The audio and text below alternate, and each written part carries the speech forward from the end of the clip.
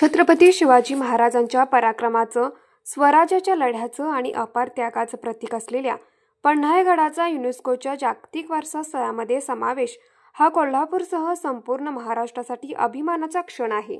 किल्ल्यावर वीर शिवा काशीद यांच्या पुतळ्याला मंत्री प्रकाश आंबेडकर यांनी अभिवादन केले. महाराजांच्या माघारी स्वतःचा जीव पणाला लावणाऱ्या या थोर सैनिकाच्या स्मृतीचे जतन करणं आपलं कर्तव्य असल्याचे आंबेडकर यांनी सांगितले.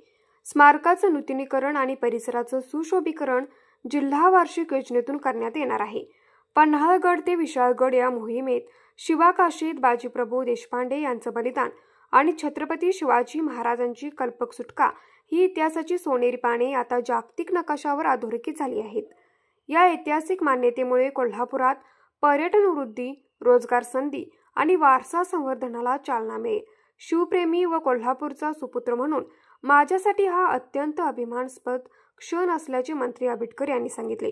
या यशस्वी पाठपुराव्यासाठी पंतप्रधान नरेंद्र मोदी, मुख्यमंत्री देवेंद्र फडणवीस, उपमुख्यमंत्री एकनाथ शिंदे व अजित पवार आणि सांस्कृतिक कार्यमंत्री आशिष शेलार यांचे कोल्हापूरवासियांच्या वतीने आभार मानण्यात आले. न्यूज मराठी 24 कोल्हापूर.